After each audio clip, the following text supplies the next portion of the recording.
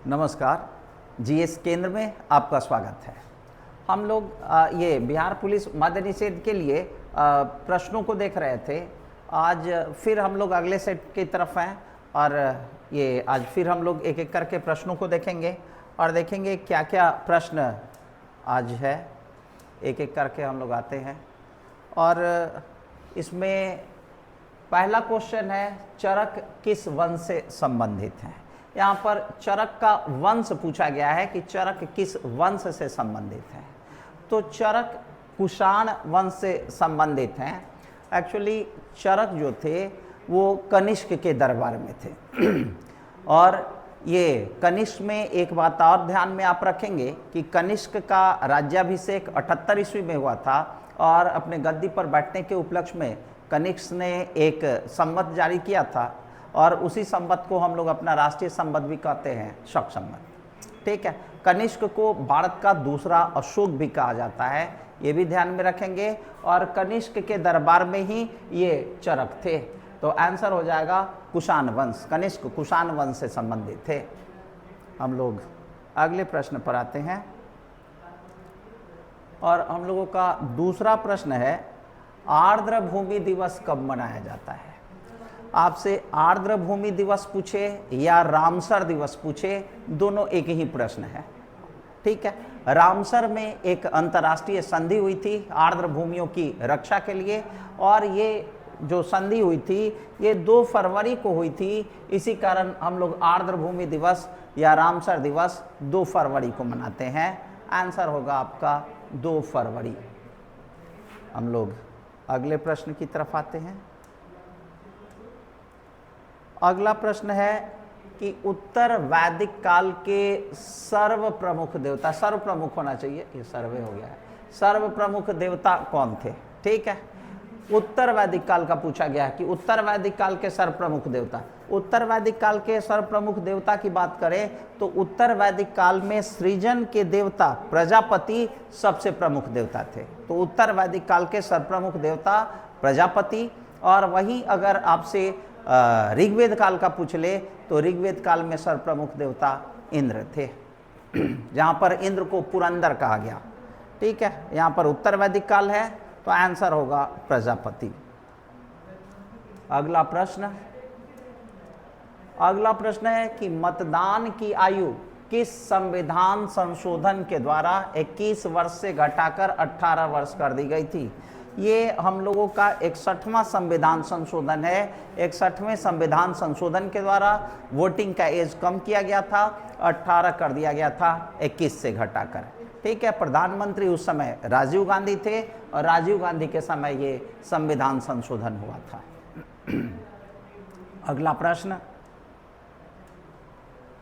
अगला हम लोगों का है कि नीति आयोग का नया उपाध्यक्ष कौन बना है। नीति आयोग का नया उपाध्यक्ष अशोक लाहिरी को बनाया गया है।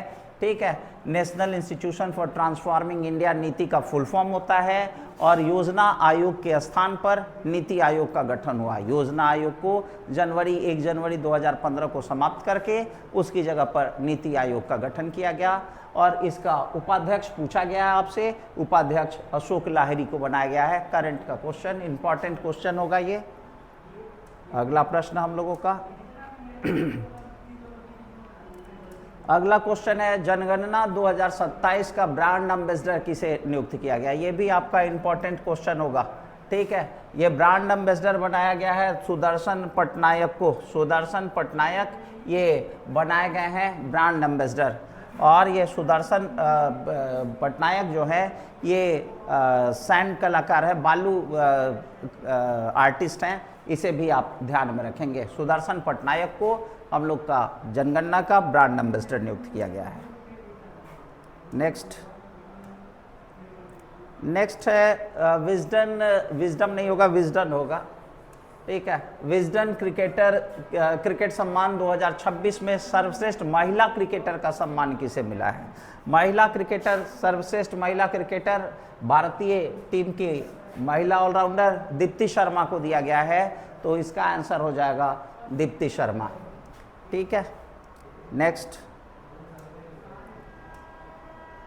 नेक्स्ट क्वेश्चन है, हमारे शरीर की कौन सी ग्रंथि अंतःस्रावी एवं बाह्यस्रावी दोनों के रूप में काम करती है? एक्सोक्राइन और एंडोक्राइन दोनों के रूप में कौन सी ग्रंथि काम करती है? हमारे शरीर में पैनक्रियाज हमारे शरीर में पैनक्रियाज एक ऐसी ग्रंथि है जो एक्सोक्राइन और एंडोक्राइन दोनों के रूप में काम करती है। पैनक्रियाज का अंदर का जो भाग होता है, पैनक्रियाज का अंदर का जो भाग होता है उसे लैंगरहैंस के द्वीप हम लोग कहते हैं। और इस लैंगरहैंस के द्वीप में 3 प्रकार की कोशिकाएं पाई जाती हैं, जिसे हम लोग अल्फा सेल, बीटा सेल और डेल्टा सेल या गामा सेल भी कहते हैं। ठीक है, तो ये आइलेट्स ऑफ लैंगरहैंस के द्वीप के अंतर्गत ये पाई जाती हैं। और उसी लैंगरहैंस के द्वीप जो हैं ये अंतःस्रावी ग्रंथि के रूप में काम करते हैं। और जो इसका रेस्ट पार्ट हो जाता है पैनक्रियाज का, वो आपका एक्सोक्राइन के रूप में काम करता है। तो ये बाहर वाला बाह्यस्रावी ग्रंथि के रूप में काम करेगा, भीतर वाला अंतःस्रावी के रूप में काम करेगा। और भीतर वाले भाग में लैंगरहैंस के द्वीप में 3 प्रकार के सेल होंगे, alpha cell, beta cell, delta cell. ठीक है, तो ये एक्सोक्राइन एंडोक्राइन दोनों होगा, बाहर वाला भाग एक्सोक्राइन, भीतर वाला एंडोक्राइन। ठीक है, तो यही हमारे शरीर में एक ऐसी ग्रंथि है जो एंजाइम्स और हार्मोन दोनों का स्राव करती है। इसे भी आप ध्यान में रखेंगे। ठीक है, आगे भी कुछ बातों को आप ध्यान में रखेंगे, जैसे बीटा सेल यहाँ इंसुलिन का स्राव करता है। ठीक है, अल्फा सेल ग्लूकागॉन का स्राव करता है। ठीक है, और ये डेल्टा सेल जो है वो सोमैटोट्रोपिन का स्राव करता है। ठीक है, जिसमें ज़्यादातर इंसुलिन का ही पूछा जाता है। इंसुलिन का स्राव किस सेल से होता है? इंसुलिन का स्राव लैंगरहैंस के द्वीप के बीटा सेल से होता है। इसे भी आप ध्यान में रखेंगे। ठीक है, अगले प्रश्न की तरफ आते हैं हम लोग। अगला प्रश्न है साइजिगी क्या है? अगला प्रश्न है हम लोगों का कि साइजिगी क्या है। ठीक है, जब सूर्य, चंद्रमा और पृथ्वी तीनों एक सीधी रेखा में आ जाते हैं तो इस कंडीशन को साइजिगी कहा जाता है। ठीक है, सूर्य, चंद्रमा और पृथ्वी का एक सीधी रेखा में आना साइजिगी कहा जाता है। उस दिन दीर्घ ज्वार आते हैं, बड़े ज्वार आते हैं। उस दिन सामूहिक रूप से खिंचाव बल लगता है इन तीनों का, जिसके कारण सामान्य ज्वार की तुलना में उस दिन के ज्वार कुछ ज़्यादा ऊंचे रहते हैं, जिसे हम लोग दीर्घ ज्वार कहते हैं।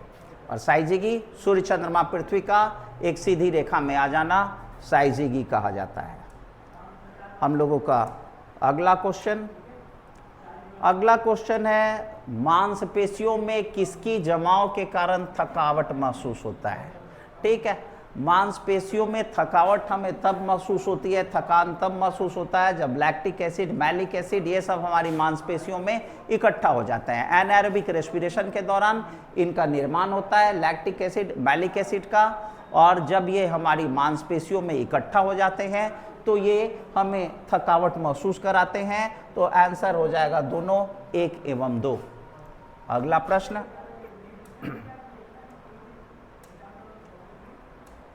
अगला क्वेश्चन है सजल का विपरीत क्या होता है? सजल, स मतलब साथ, जल मतलब पानी, पानी के साथ। ठीक है, तो बिना पानी के इसका विपरीत होगा निर्जल। निर्जल इसका आंसर हो जाएगा, निर्जल सजल का विपरीत होगा। ठीक, नेक्स्ट है गधा का पर्यायवाची शब्द क्या है? वैशाख नंदन, रासव, दूसरा, ये सभी हो जाएंगे गधा के पर्यायवाची शब्द। वैशाख नंदन भी गधा का ही है, रासव भी गधा का ही पर्यायवाची शब्द है। तो ये सभी तीनों गधा के पर्यायवाची शब्द हैं। तो आंसर हो जाएगा उपरोक्त सभी। नेक्स्ट,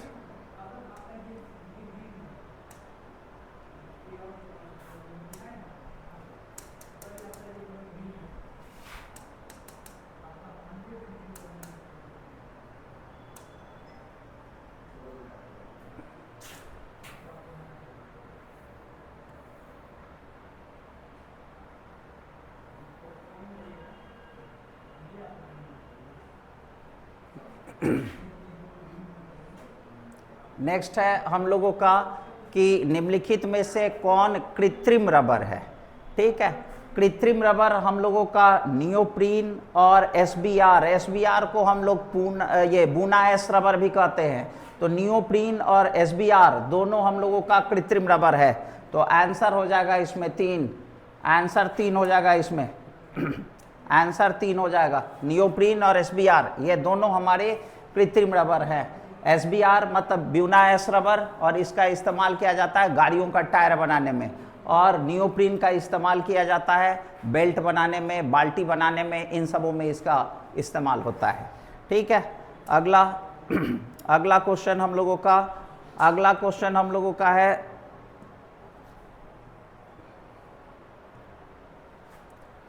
अगला जो क्वेश्चन है वो क्वेश्चन है कि थालघाट दर्रा किस राज्य में है। अगला क्वेश्चन है थालघाट दर्रा किस राज्य में है। ठीक है, थालघाट दर्रा आपका महाराष्ट्र में है, ध्यान में रखेंगे। ये महाराष्ट्र में 2 दर्रे आपका कौन कौन, भोरघाट और थालघाट, ये दोनों महाराष्ट्र में हैं। तो ये थालघाट दर्रा महाराष्ट्र में। आज के लिए इतना ही, मिलते हैं अगले वीडियो में। धन्यवाद।